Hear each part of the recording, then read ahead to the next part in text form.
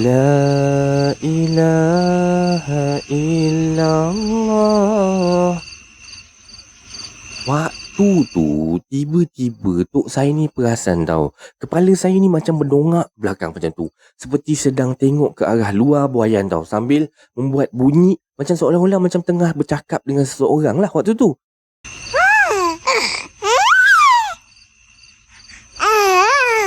La ilaha illallah.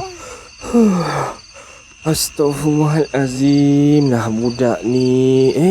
Orang suruh tidur, kenapa tak nak tidur ni? Boleh pula dia cakap seorang-seorang ni. Shh. Tidur. Tidur. Selepas tok saya ni cakap macam tu lah, dan saya yang berada dalam buaian ni tiba-tiba senyap je tau. Berpaling arah, tengok ke arah tok saya pula tau. Lepas tu saya mendongak semula ke arah tempat tadilah dan ketawa-ketawa sekali lagi. Dan semasa tu lah tok saya ni dah macam dah kenapa pula cucu aku ni kan.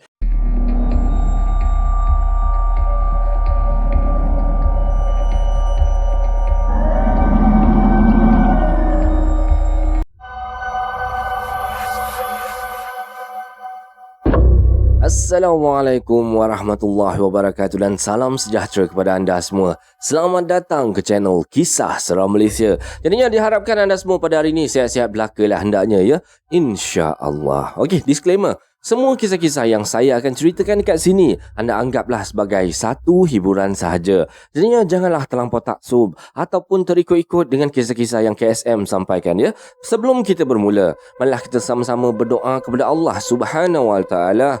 Bismillahirrahmanirrahim. Waj'alna min baini aydihim saddan wa min khalfihim saddan fa aghshaynahum fahum la yubsirun. Amin ya rabbal alamin. Okey, baiklah. Tanpa membuang masa lagi, kali ni KSM nak bawakan anda lagi kisah-kisah yang katanya kisah benar semuanya. Jadinya kita terus ke video yang pertama dengan lafaz Bismillahirrahmanirrahim. Mari kita mulakan.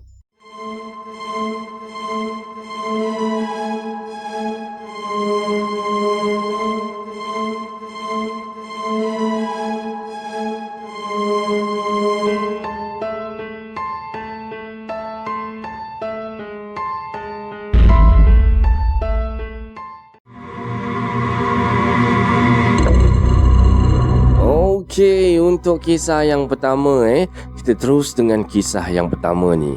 Assalamualaikum warahmatullahi wabarakatuh. Waalaikumsalam warahmatullahi wabarakatuh. Okey, nama saya Mira dan sekarang ni saya pegang title sebagai isteri kedua. Dan suami saya ni pun dah agak berumur orangnya sebenarnya. Dan sebelum menikah dengan saya ni dia dah ada 2 orang isteri dan saya pula janda anak 2. Jadi panjanglah ceritanya kan. Kalau nak cerita daripada awal tu memang tak habislah cerita dia tu. Okey, jadi nak dipendekkan cerita lah. Senang nak cakap, perkahwinan saya dengan suami saya ni lah ramai yang tak suka sebenarnya. Bukan setakat duda saya tak suka ataupun isteri-isteri suami saya ni tak suka. Tapi ramailah senang kata yang tak suka kan. Okey, walau macam mana pun saya tetap sayangkan suami saya ni. Dan saya akurlah dengan status saya yang perlu berkongsi dengan orang lain ni. Macam mana kan kami bahagia, terlalu bahagia sehingga kan kami dikurniakan dengan seorang anak perempuan yang memanglah suami saya ni impikan sangat-sangat untuk dapatkan anak ni. Tapi segalanya telah jadi ucak-kacir bila kelahiran anak perempuan saya ni tersebar tau. Sejak berkahwin, saya tak pernah bekerja. Saya memang tak dibenarkan bekerja oleh suami saya lah. Dan suami bagi modal untuk saya ni untuk kata dia, buat berniaga kata dia. Itu pun saya perlu pergi tengok kedai ni sekali-sekala je sebab saya ada ambil 3 orang pembantu jualan. Jadi saya hanya akan urus rumah dengan anak-anak dan tunggu suami saya balik je lah. Dan dia ni ataupun suami saya ni suka benar dengan masakan saya kata dia. Boleh dikatakan hampir setiap hari dia akan makan dekat rumah saya. Dia cakap makanan yang ataupun masakan yang saya masak ni sama macam masakan ibu dia. Dan dia ni suami saya ni jarang ada kat rumah sebenarnya. Jadinya selalunya saya dengan anak-anak je lah yang ada dekat rumah. Dan ketika bayi kami berusia 6 bulan macam tu, saya selalu tahu bermimpi didatangi oleh ramai bayi ataupun baby-baby kecil ni minta saya susukan diorang ni semua. Kadang-kadang saya sampai jadi macam bingung tau sebab mimpi saya ni macam betul-betul saya rasakan. Dan saya ni sampai hampir campakkan baby saya sendiri kerana tertekan, stres sangat, depression, mendengar tangisan-tangisan baby-baby yang banyak tadi dalam mimpi saya lah. Dan saya tak tahulah mana satu yang saya nak susukan waktu tu.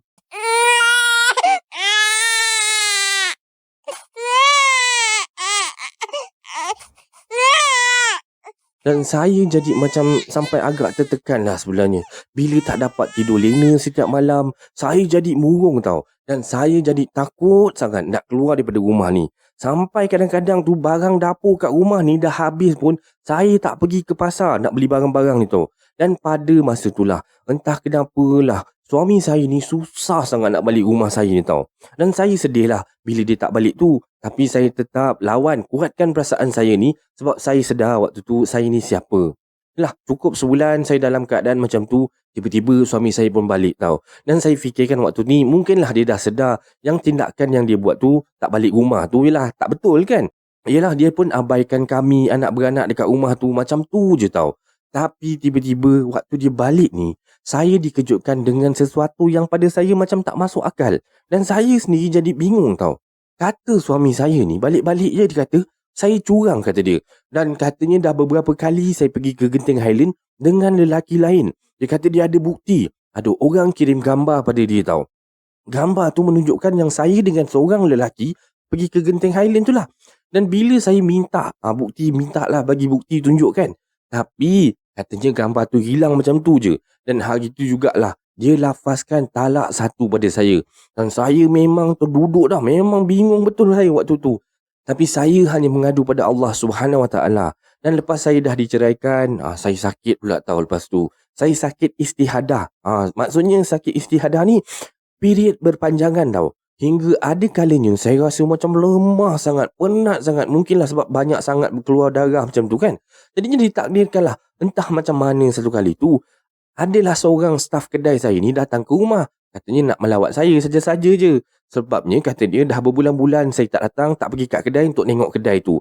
Dan staf saya ni seorang yang memang baik lah sebenarnya. Amanah orang dia. Segala-gala duit apa semua dia serah pada saya tau. Dan bila staf saya ni masuk je dalam rumah saya ni, dengan muka macam pelik macam tu. Dia kata, macam ada benda tak kena kata dia. Dan dia paksa untuk saya pergi berubat. Dan kata dia tak apa, anak-anak ni biar dia uruskan je. Dan saya pun dibawa oleh seorang lagi staf saya ni pergi ke pusat rawatan Islam yang terkenal sangat dekat Bangi tu. Saya menangis meraung tau saat ustaz tu pegang kepala saya untuk nak buat rawatan tu lah. Dan saya dinasihatkan untuk rawat diri sendiri dengan menggunakan daun bidara. Yang mana sebelum tu saya memang tak kenal pun apa benda daun bidara tu tau. Jadinya lepas sebulan macam tu lah, nampaknya saya pun makin pulih, nampak makin sihat, makin ceria. Dan masa dalam proses merawat diri tu, saya macam-macam dah saya hadap. Beberapa kalilah bayang-bayang menyerupai suami ni muncul dalam bilik tau. Lepas tu, duda saya pula muncul dengan wajah yang menakutkan. Dia duduk tercongok kat dalam bilik air tu tau. Dia diam macam tu. Dan yang paling saya tak boleh lupakan lah, pada satu malam tu, lepas saya buat solat tahajud lah, Assalamualaikum warahmatullahi. Assalamualaikum warahmatullahi. Tiba-tiba je angin ribut ni melanda dalam rumah tu. Kucak-kacil lah. Tongkang terbalik dalam rumah saya tu. Dan saya tengok kat luar tingkap waktu tu, elok je cuaca kat luar. Saya tengok rumah jiran-jiran pun elok je. Dan waktu ni habislah semua barang-barang dalam rumah ni. Memang berterabur lah, pecah, hancur semua. Sampai semua anak-anak saya waktu tu menangis-nangis ketakutan. Tiba-tiba esoknya lah suami saya ni balik dalam keadaan macam lemah, kusut mah. Saya berserabut lah, saya tengok dah kenapa pula lah lelaki aku ni, bekas suami waktu tu Dan katanya dia minta maaf, sampai menangis-nangis lah minta maaf. Dan dia nak rujuk semula dengan saya. Katanya dia berserabut sangat, sampai dia buat kerja banyak masalah kat tempat kerja dia. Dan puas dah mencari bangkai apa semua ni kan. Saya keliling kedai, saya pusing sana, pusing sini apa semua. Tapi tak jumpa apa-apa pun. Yang pastinya, orang tak nak masuk kedai saya tahu waktu tu. Sebab katanya bau busuk sangat-sangat sampai menusuk hidung. Okey, kisah tu berlalu lah macam tu. Dan saya hadapi segala benda ni, segala dugaan ni dengan tabah je lah. Berkat sumber kekuatan daripada anak-anak. Yelah, saya tengok anak-anak. Itu je lah yang buatkan saya lebih bersemangat untuk meneruskan hidup. Dan kami pun meneruskan hidup. Tapi waktu tu, keuangan suami saya ni dah jadi teruk lah. Dan saya pula tak dapat nak membantu sebab kedai saya pun dah tutup waktu tu. Dan kami sampai terpaksa berpindah ke rumah ataupun tempat yang lebih murah. Tapi masih berhampiran dengan pejabat suami saya. senanglah dia nak balik rumah, nak makan ke, nak apa benda ke kan, bila-bila dia perlu. Dan masa tu kami dikurniakan dengan seorang lagi bayi perempuan. Dan Alhamdulillah, kami memang sangat-sangat happy tau. Walaupun hidup ni tak semewah dulu, tapi isteri pertama ni tak tahulah yang kami telah rujuk semula waktu tu dan masih lagi hidup bersama. Dan suami cakap, biarlah macam tu, asalkan kita aman, kita bahagia sudahlah. Tapi aman kami tak lama. Sebabnya tiba-tiba kawan suami yang tinggal di rumah sewa suami lah. Rumah ni sebenarnya disewa oleh suami saya untuk nak mengaburi mata isteri pertama tu lah. Katanya tiba-tiba kawan dia tu ditemui mati setelah 2 minggu macam tu. Jiran-jiran terganggu tau. Katanya dengan bau yang busuk datang daripada rumah sewa suami lah. Dan diorang ni pun melaporkan pada polis. Dan polis waktu tu terus menghubungi suami untuk pengesahan. Kebetulan waktu tu suami saya ni berada bersama dengan isteri pertama dia tu. Dan tiada perkara lain yang lebih utama waktu tu. Melainkan soalan di mana sebenarnya suami saya tinggal. Betul tak? Jadinya bila disoal-soal, yelah kan, arwah kawan suami saya tu dah mereput 2 minggu. Jadinya ke mana pula suami saya kalau tak duduk kat situ? Macam mana boleh tak tahu pula kawan dia dah 2 minggu meninggal? Betul tak? Dan polis pun sahkanlah kawan suami tu mati sebab terkena serangan jantung. Dan lepas tu bermulalah kisah-kisah pelik berlaku dalam rumah kami tinggal ni. Anak-anak saya semua ni dah pandai bercakap tau masa ni. Yang paling kecil sekali saya detect dia dah start bercakap seawal 7 bulan macam tu. Saya selalu juga tau sebenarnya terperasan lah, ternampak ataupun dengar sendiri yang dia tengah bercakap sorang-sorang macam tu. Tapi bila saya tanya soalan apa-apa kat dia, dia diam je tau. Macam tak nak, macam dia tak tunjukkan yang dia pandai bercakap tau. Dan saya tanya apa-apa pun dia diam je. Saya perasan tau, dia ataupun anak saya ni, dia cuma akan bercakap bila bermain sorang-sorang je. Itu pun kalau waktu malam tau. Jadinya nak dijadikan cerita lah. Satu malam tu lah, lepas suami saya ni keluar daripada rumah untuk balik ke rumah isteri pertama lah, anak bongsu saya ni tiba-tiba bersuara tau. Kata dia macam ni tau, Mama, Daddy dah pergi work kan? Ni, kawan Daddy kenapa duduk sini lagi? Kenapa tak ikut Daddy pergi work? Sambil waktu tu dia menunjukkan ke arah kipas siling tu. Saya pandang situ, tergamam saya tau. Terus saya dukung anak saya ni masuk dalam bilik. Memang saya tak nampak apa-apa. Tapi dengan cakap dengan anak saya macam tu, tunjuk dekat situ, dah buat saya meremang dah waktu tu. Saya angkat anak saya, bawa masuk dalam bilik, terus letakkan di atas katil. Lepas tu dia sambung lagi cakap apa tau? Mama, kawan Daddy cakap jangan tutup pintu bilik. Nanti dia nak masuk, tidur dengan kita. Habis tu, kalau dah macam tu, kau rasa macam mana? Berani tak nak tidur? Saya sumpah wallah, saya malam tu memang tak dapat nak tidur sampai ke subuh tau. Dan kejadian-kejadian aneh masih berlaku lagi pada kami sekeluarga sampai sekarang. Semoga kisah ni dapatlah memberikan sedikit sebanyak pengajaran kepada kita semua. Dan ini adalah kisah seram pertama. Macam mana anda rasa dengan kisah ni? Okey, sebab ada lagi kisah-kisah selepas ni. So korang stay tune ya.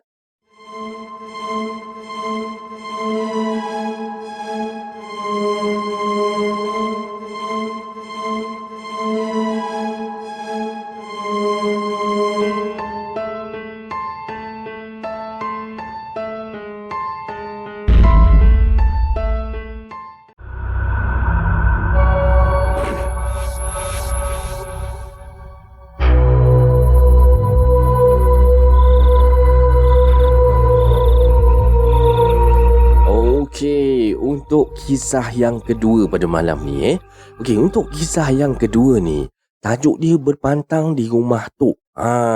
Tok ada 2. Satu Tok lelaki, satu Tok nenek itulah yang perempuan tu kan.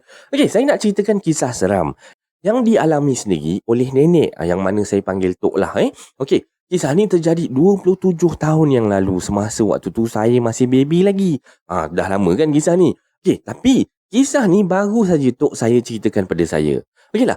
Masa tu lah mak saya waktu tu baru je melahirkan saya dan berpantang dekat rumah Tok ni yang terletak dekat negeri Kedah. Dan mak dengan ayah saya sebenarnya memang asalnya orang Kuala Lumpur. Orang kata bekerja di Kuala Lumpur, rumah pun kat Kuala Lumpur. Tapi ayah saya ni terpaksalah tinggal berseorangan je dekat sana buat sementara waktu. Sementara waktu mak saya berpantang ni lah. Yalah, maklumlah, saya ni seorang orang kata cucu yang sulung, cucu yang pertama baru lahir waktu tu. Sebab itulah Tok ni memang bersungguh-sungguh sangat nak jaga mak saya. Dan rumah Tok saya ni agak besar sebenarnya tau. Dan Tok saya ni tinggal berdua je dengan atuk lelaki saya. Dan rumah Tok ni ada 7 bilik kesemuanya. Korang bayangkan mesti bosan kan? Yelah Tok dengan Tok lelaki saya ni tinggal berdua je kat rumah tu kan. Lah anak-anak dia orang yang lain pun, ialah mak-mak saudara saya ni lah, balik melawat pun kadang-kadang je. Itu pun kalau tak dipanggil, tak balik kan. Dan bila mak saya ni berbantang kat situ lah, tak adalah kedua orang tua-tua orang kata kesunyian ke apa, sebab ada jugalah peneman. Sebab mak saya cakap, saya ni waktu kecil, waktu baby dulu, memang kuat menangis masa ni. Dan kisah seram dia macam ni. Okey, jadinya lah pada satu malam tu, waktu tu tok saya ni tengah duduk bersila dekat atas katil. Sambil menghayun saya lah waktu tu kan tengah tidur dalam buaian. Yang tak mau tidur dalam buaian tu, asyik ngok-ngek dalam buaian tu kan. Dan mak saya pula waktu ni memang dah tidur. Disebabkan malam tu pun dah memang dah lewat sangat dah. Dan atuk saya ni pun dah mula mengantuk. Dan tok pun ayun buaian tu kan. La ilaha illallah. Sambil menyanyi-nyanyi lah untuk nak tidurkan saya waktu tu kan. La ilaha illallah. Waktu tu tiba-tiba tok saya ni perasan tau. Kepala saya ni macam berdongak belakang macam tu. Seperti sedang tengok ke arah luar buaian tau. Sambil membuat bunyi macam seolah-olah macam tengah bercakap dengan seseorang lah waktu tu.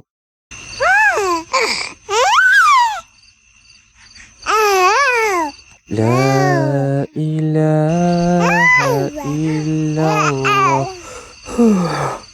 Astaghfirullahalazim. Nah budak ni. Orang suruh tidur, kenapa tak nak tidur ni? Boleh pula dia cakap seorang-seorang ni. Tidur. Selepas tok saya ni cakap macam tu lah, dan saya yang berada dalam buaian ni tiba-tiba senyap je tau. Berpaling arah, tengok ke arah tok saya pula tau. Lepas tu saya mendongak semula ke arah tempat tadilah dan ketawa-ketawa sekali lagi. Dan semasa tu lah tok saya ni dah macam dah kenapa pula cucu aku ni kan. Dia dah rasa cuak lah. Mana taknya dah tengah-tengah malam macam ni, boleh pula saya happy sangat. Macam dia agak-agak saya punya ketawa waktu tu. Dan tok saya ni terus angkat saya ni keluar daripada buaian dan dukung saya. Terus duduk-dudukkan saya macam tu dengan alunan zikir lah. Barulah saya tidur pada malam tu.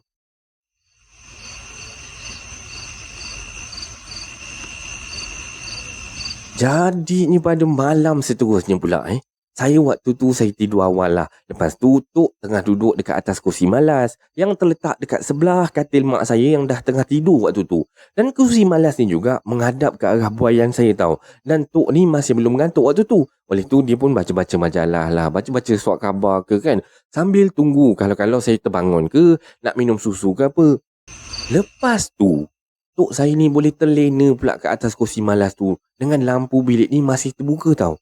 Tiba-tiba tok saya ni terdengar sesuatu.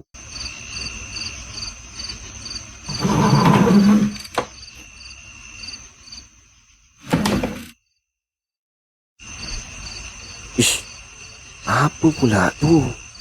Dan waktu ni tok saya ni buka mata tau. Dia tengok keliling bilik tu, tak ada bunyi apa-apa pun. Dan tak ada apa-apa pun yang pelik.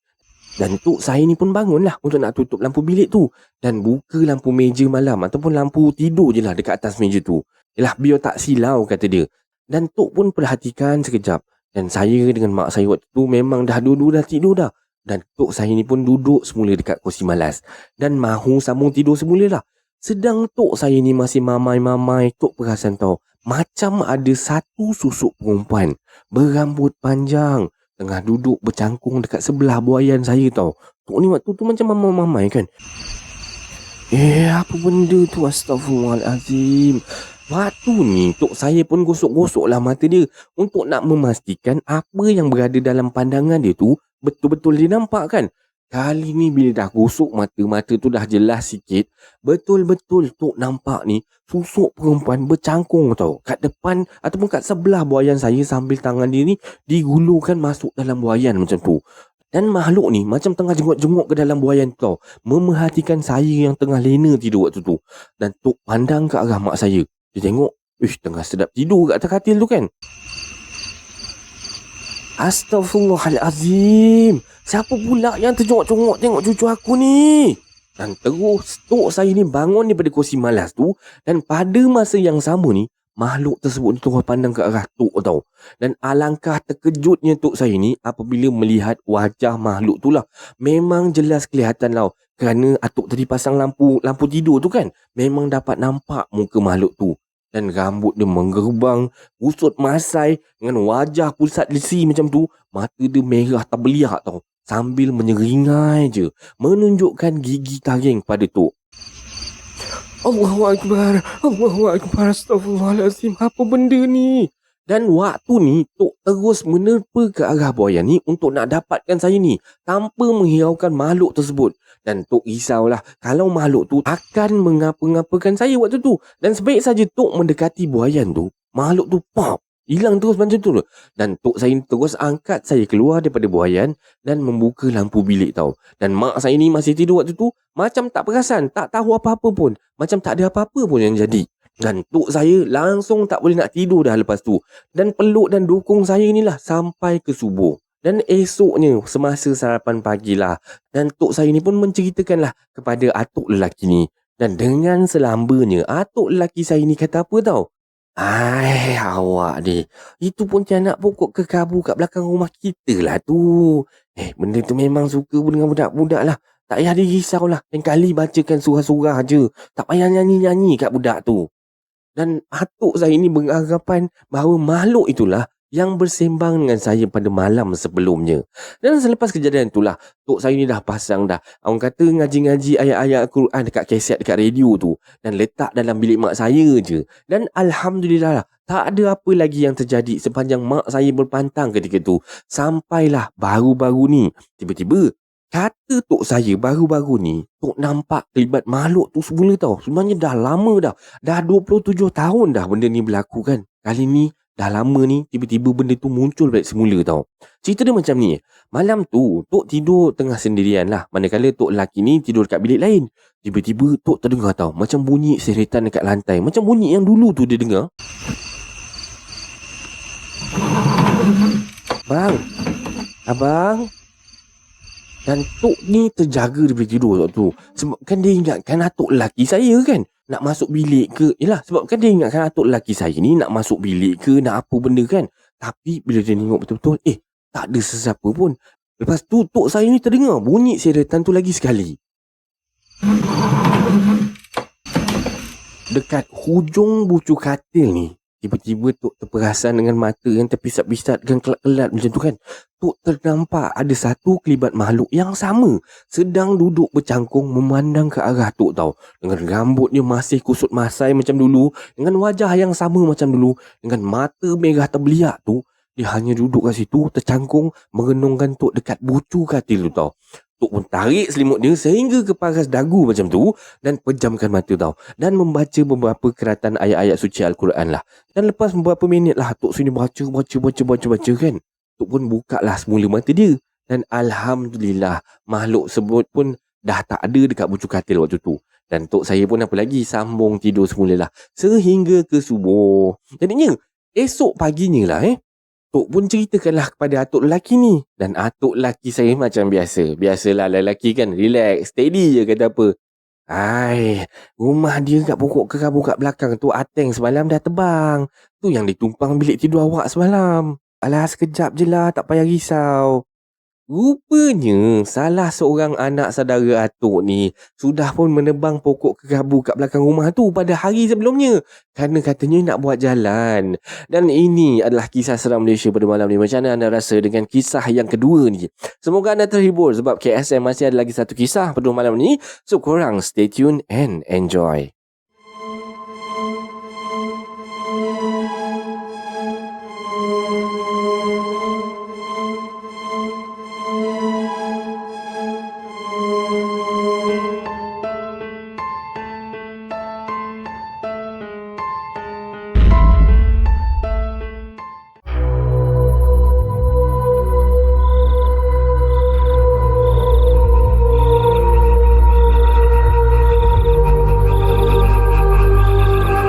Okey, baiklah.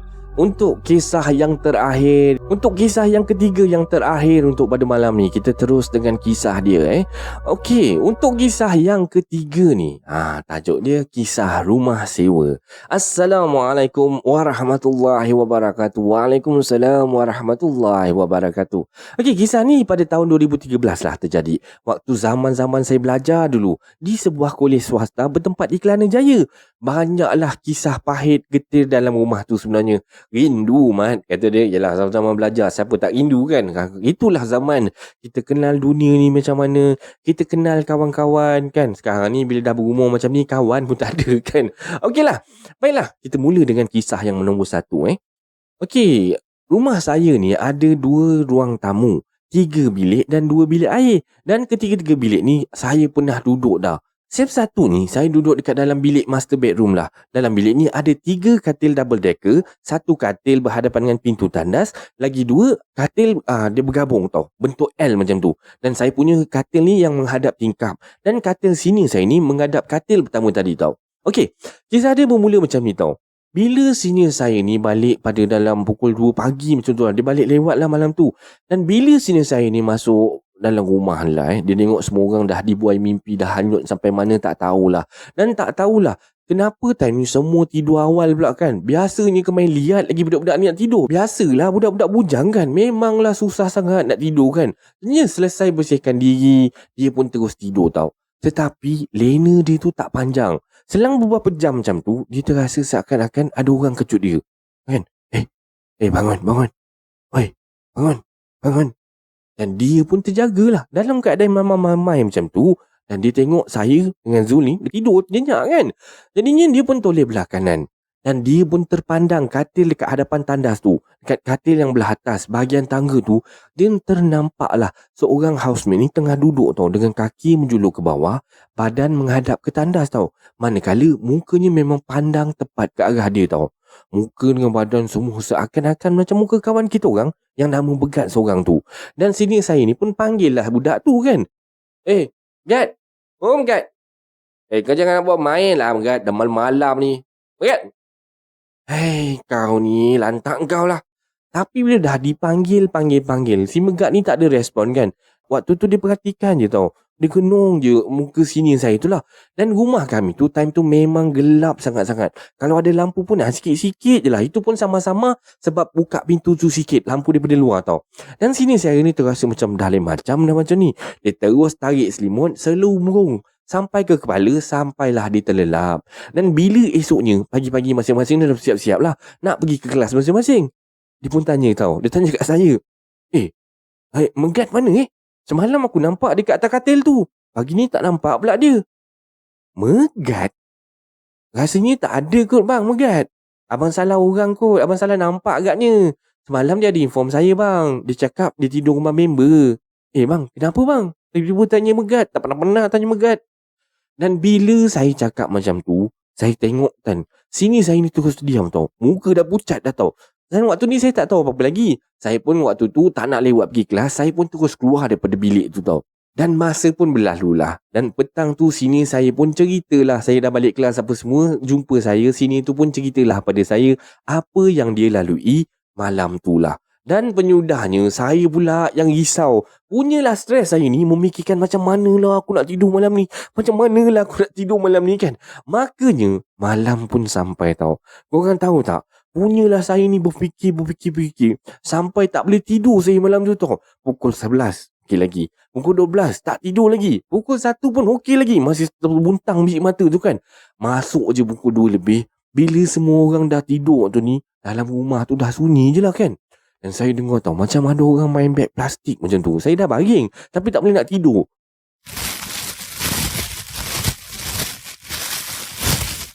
Astaghfirullahalazim.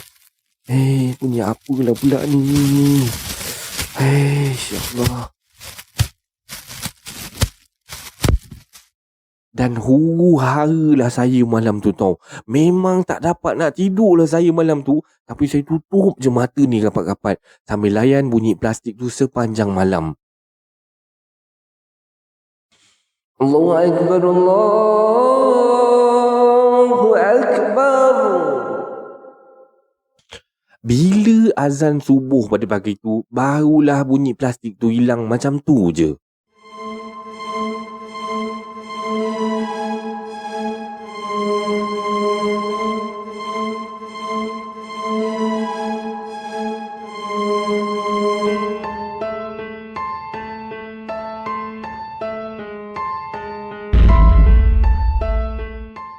Okey, untuk kisah yang kedua lah. Kisah ni berlaku pada semester 2. Masuk semester 2 ni, pelajar-pelajar yang cuti short term tu pun dah masuk balik. Orang kata dah balik semula ke asrama dah.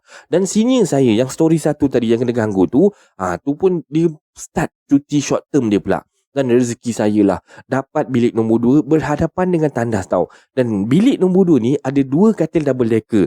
Dan rumah kita orang ni ramai dalam tu. Dalam 13 orang dalam tu. Dan kisah bermula bila masing-masing malam tu tengah buat assignment tau dekat ruang tamu depan. Sambil buat-buat tu, senior-senior saya ni keluar bilik riuh-riuh, memang huru-hara lah waktu tu. Kenapa? Sebab diorang tengah sambut birthday lah salah seorang senior saya ni. Dan diorang letak birthday boy ni nama dia Kimi Dia letakkan birthday boy ni dalam tandas bilik pertama tu tau. Sebabnya biasalah budak-budak ni kan, dia nak simbah dengan air busuk yang dah dicampur dengan berbagai-bagai tepung lah, telur lah, semua dah campur dengan air busuk tu.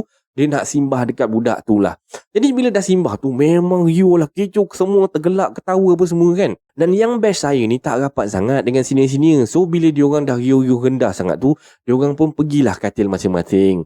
Hanya saya dengan 2 orang je yang rapat tau. Dan bila dah jerit-jerit, menyanyi-nyanyi bagai apa semua sambil simbah-simbah air busuk telur ni kan, si Kimi ni ataupun birthday boy ni pun sound lah kan. Weh, korang janganlah bising sangat. Marah jiran-jiran nanti. Enjoy pun enjoy lah juga. Tapi kenalah beringat juga. Then, selang beberapa saat je tu, semua macam terdiam tau. Bila terdengar 2 ketukan dekat dinding yang agak kuat tau. Dah lebih kurang pada saya, macam amaran ke apa benda kan. Jadinya saya tengok waktu tu jam dah pukul 1 lebih dah. Dan sini saya seorang ni masuk air lah agaknya kan. Dia pun balas benda tu, ketuk 2 kali. Gang, gang. Dia ambil penyapu tu, dia jolok ke siling atas macam tu. Dan korang tahu tak, yang diorang ni membalas ketuk-ketuk tu sampailah berapa kali saya pun tak ingat lah malam tu. Dan bila tiba-tiba jiran atas ni senyap tau. Kita orang ingatkan waktu tu jiran atas tu dah letih ke, malas nak layan ke. Selang beberapa saat tu, bunyi yang lagi kuat daripada sebelum ni. Dan ketukan ni bertalu-talu tau. Dan masing-masing waktu ni dah semua dah terdiam dah. Masing-masing dah pandang antara satu sama lain. Dan sini saya cakap apa tau. Aku rasa dah lain macam dah ni Mat. Kalau macam ni punya ketukan ni, ni bukan manusia punya kerja dah ni. Dan ketukan tu tak berhenti tau. Dan time ni masing-masing dah goyang dah kan. Masing-masing dah takut dah. Dan senior ni semua masuk bilik masing-masing terus. Dan saya pula tak boleh tidur. Sebab malam tu saya nak kena siapkan satu assignment ni. Esok nak hantar. Memang urgent pula. Dan saya malam tu tak dapatlah nak tidur dalam bilik sebabnya diganggu dengan ketukan daripada orang kat atas bumbung tu kan. So saya dengan 2 orang kawan saya ni bentang tilam dekat ruang tamu tu. Dan masa tu dalam pukul 3 pagi. Saya pelik tau. Member saya boleh pula dia tidur tau. Dalam keadaan macam orang kat atas ni ketuk macam tu kan. Tak tahulah dia tidur ke ataupun buat-buat lelap ke. Saya tak pastilah waktu tu. Dan senior-senior saya tu pun langsung tak keluar bilik dah time ni tau. Dan bunyi ketukan tu masih kuat tau. Tong berbunyi-bunyi kan. Dan time ni saya je lah seorang-seorang je yang tak tidur lagi dekat ruang tamu tu Jadi sambil saya buat assignment saya tu, waktu tu dah pukul 3 pagi kan. Tadi saya cakap, yelah mula-mula memang rasa takut. Yelah benda tu kita tak tahu mana arah datang kan. Orang tu tak berhenti bunyi macam tu kan. Lama-lama jadi rasa macam semak pun ada. Memang bising gila lah bunyi ketukan tu. Jadinya bila saya dah rasa macam semak tu, saya pun buat bodoh je lah. Tutup semua lampu depan tu, hanya lampu laptop je tau yang menyala. And lampu koridor ni bahagian dekat dapur saja yang menerangi tempat saya nak buat kerja ni kau. Dan niat saya waktu ni memang nak settlekan assignment ni malam ni juga. Ya tak nak lah saya fail kan. Dan sambil saya waktu tu, saya pun duduk sekejap kan, menyalakan rokok Marlboro ni dan sandar dekat dinding. Menghadap jalan nak ke ruang tamu kat bilik nombor 1 tau. Dan depan saya ni ternampak tau, macam ada satu kepala tinjau keluar daripada bilik nombor 1 tu. Macam ngintai-ngintai macam tu lah. Kejap masuk macam tu, kejap keluar. Kejap masuk macam tu, lepas tu keluar tau. So dalam hati terus bisik, alamak, kepala siapa pula yang terjulur macam ni? Astaghfirullahalazim. Jahanam aku macam ni. Assignment tak siap pula lagi ni. Dan saya pun waktu tu kan, saya buat bodoh je dalam time tu. Tapi of course lah, memang meremang gila waktu tu. Menyesal gila saya waktu tu sebab saya tutup lampu tadi. Lah sambil benda ni tercongok, termasuk kan, bunyi tumbukan tadi tu masih tak hilang-hilang tau. Bunyi ketukan daripada siling atas ni tak hilang-hilang lagi tau. Jadi waktu ni saya pun baca zikir apa yang patut. Saya hadap di laptop tau. Tak pandang kiri kanan dah waktu ni. Dan walaupun memang mata saya ni hadap kat laptop tu, tapi ada lampu daripada koridor depan ni yang nampak sama-sama je kan, membuatkan ekor mata saya ni memang nampak. Memang macam perasan lah ada benda yang meninjau-ninjau tadi kan. Kejap terkeluar, kejap termasuk waktu tu kan. Dan saya buat tak faham je waktu tu. Saya buat bodoh je. Dan sampai saya pun dah tak perasan tau, benda tu dah tak ada. Dan sampailah azan subuh berkumandang. Allahu Akbar, Allahu Akbar. Dan bila azan subuh berkumandang je, bunyi ketukan tu makin reda, makin slow. Habis je azan subuh, benda tu hilang. Yang terkeluar tu pun hilang juga. Lega hati saya, Mat. Dan keesokannya, budak-budak ni naik tingkat atas tau. Konon-kononnya nak tengoklah rumah tingkat atas tu macam mana. Yelah, siapa yang tinggal ke apa benda kan. Naik, dekat atas tu, rumah atas tu kosong weh. Dan macam dah lama tak ada penghuni yang tinggal kat situ. Dan sejak dah gitulah, masing-masing dah start dah jaga adab masing-masing. Ingat, kata dia, bukan kita saja yang ada dekat muka bumi ni. Jadi kena hormatlah antara satu sama lain. Tak kira lah yang nampak ataupun yang tak nampak. Okey, untuk yang terakhir, ada satu lagi story daripada dia. Kita terus dengan kisah yang ni. Okey, saya ni biasanya memang suka basuh baju malam-malam. Tengah-tengah malam tau saya suka basuh. Dan tandas ni, tempat saya suka basuh ni, tandas ni katanya dulu pernah terjadi satu kes foreigner mati bunuh diri dalam tu tau. Dan nak dijadikan cerita lah, time tu saya tengah basuh baju saya dalam tandas tu tau. Tengah basuh baju tu lah.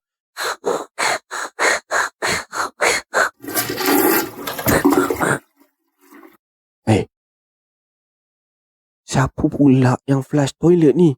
Anda semua bayangkan tiba-tiba tandas tu boleh flush sendiri tau. Sebab yang selama ni saya pakai ni relax je. Tak ada apa-apa masalah pun. Tiba-tiba malam tu saya tengah berurus baju kat lantai ni, benda Allah ni boleh flush sendiri pula. Dan air yang keluar tu color hitam tau. Dan saya waktu ni memang risau jugalah. Saya settlekan cepat-cepat basuh baju apa semua.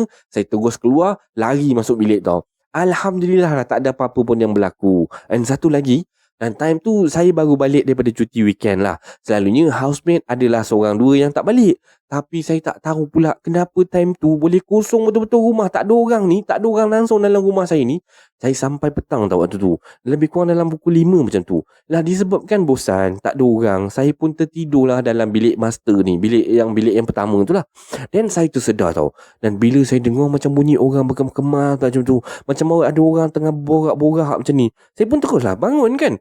Sebab saya ingatkan kawan saya si Zul ni dah balik ke macam mana. Saya buka pintu bilik tu, sekali tak ada orang weh. Menung kejap saya kat situ kan. Tengok jam 7.45 kau.